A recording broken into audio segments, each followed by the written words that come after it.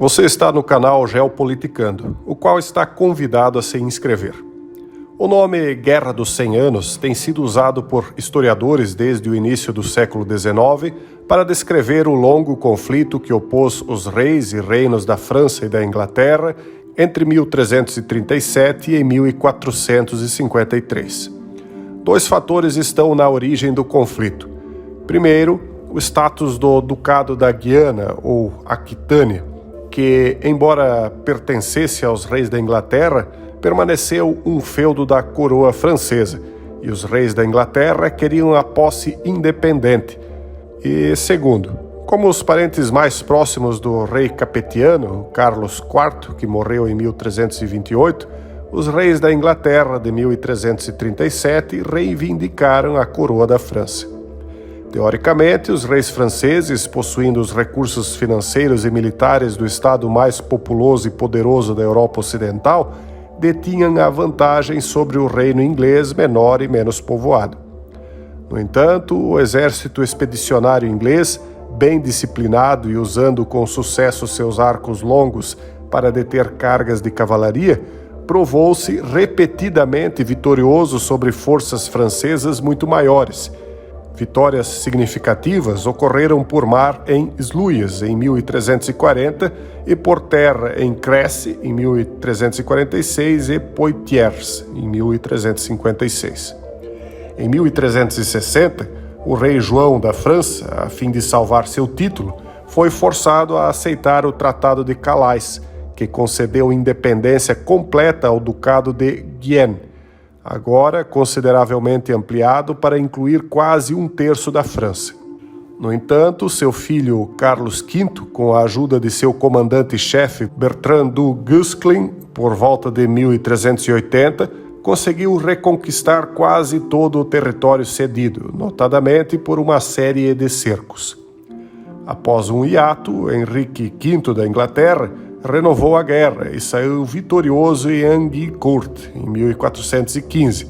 Conquistou a Normandia entre 1417 e 1418 e tentou ser coroado futuro rei da França pelo Tratado de Troyes, em 1420. Mas seus sucessos militares não foram acompanhados por sucessos políticos. Embora aliados dos duques da Borgonha, a maioria dos franceses recusou o domínio inglês. Graças a Joana d'Arc, o cerco de Orleans foi levantado em 1429.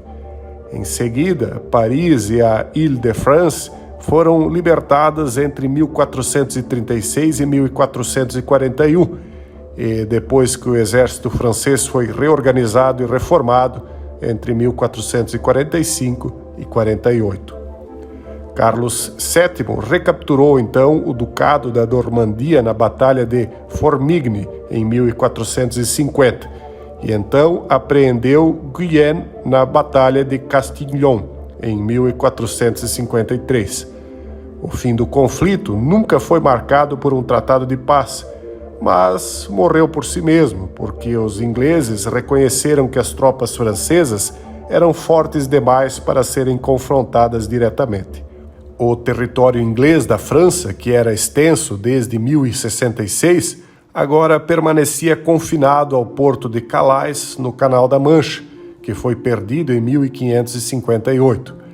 A França, finalmente livre dos invasores ingleses, retomou seu lugar como o estado dominante da Europa Ocidental.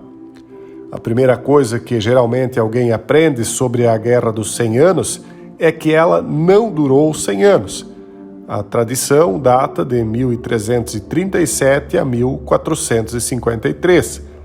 Mas, de certa forma, é mais útil ver a Guerra dos 100 Anos como uma fase de uma luta ainda mais longa entre a Inglaterra e a França, estendendo-se talvez desde a conquista normanda de 1066 até a Entente Cordiale de 1904. Uma série de acordos assinados entre a Grã-Bretanha e a França que marcaram o fim de centenas de anos de conflito intermitente entre os dois estados. A lenda de que as origens do sinal V de Vitória usado por Winston Churchill podem ser encontradas na Guerra dos 100 Anos é apenas isto, uma lenda. Não há fontes contemporâneas que sugiram que os arqueiros ingleses, como um insulto, levantassem para os franceses os 2 dedos com os quais puxavam seus arcos longos, e nem que os franceses desmembrassem os arqueiros capturados, removendo esses mesmos dedos e assim os impedindo de disparar um arco novamente. Até porque França e Inglaterra estavam do mesmo lado na Segunda Guerra Mundial, quando Churchill usava o V de vitória contra os alemães em uma guerra memética. O V de Churchill tem, portanto, uma origem bem mais oculta, digamos assim. Há, no entanto, um relato sobre os franceses sonhando com um destacamento de tropas inglesas durante a campanha que levou à Batalha de Crécy. Isso enfureceu tanto os ingleses que eles lançaram um ataque imprudente a uma posição bem defendida e foram rechaçados com pesadas perdas. Frequentemente somos informados de que a guerra total é um triste produto da era industrial moderna. No entanto, é difícil encontrar qualquer setor da sociedade inglesa ou francesa que não tenha sido afetada pela Guerra dos 100 Anos. O campesinato em ambos os países, por exemplo, foi fundamental para o esforço de guerra e sofreu muito com as consequências. Na verdade, os membros do campesinato foram visados diretamente, por causa da conexão entre a tributação, paga principalmente pelo campesinato, e a defesa militar. O status dos não combatentes tornou-se muito incerto durante a guerra. Assim, ao atacar os contribuintes, os ingleses atacaram também os recursos militares franceses.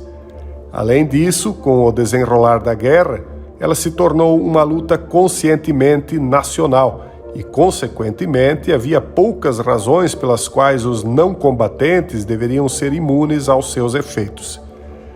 A Batalha de Agincourt foi talvez a mais importante batalha desse período e começou por volta das 11 horas da manhã do dia 25 de outubro de 1415, dia da festa dos santos Crispim e Crispiano.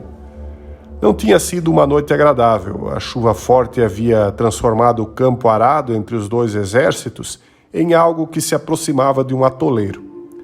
As forças inglesas e francesas desdobraram-se no frio antes do amanhecer e as horas se passaram sem que nenhum dos lados fizesse qualquer movimento. Finalmente, o rei Henrique V da Inglaterra ordenou um adiantamento. Mas, antes de avançarem, um ato fascinante e aparentemente extraordinário aconteceu. Cada homem se ajoelhou, tanto arqueiros quanto homens de armas, beijaram o chão e levaram um pouco de terra na boca. Este ritual coletivo, mas profundamente pessoal, parece ter sido sacramental.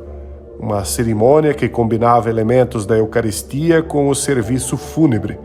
E ele serviu como uma espécie de bênção, uma purificação e uma preparação para a morte. Durante a Guerra Anglo-Francesa, as batalhas tiveram, então, um enorme significado religioso e simbólico. A vitória ou derrota não era apenas uma indicação do julgamento divino, mas, para muitos, pode trazer alguém decididamente mais perto do julgamento divino de natureza muito pessoal. Lembre-se de se inscrever no canal. Um forte abraço e até o próximo vídeo, se Deus quiser.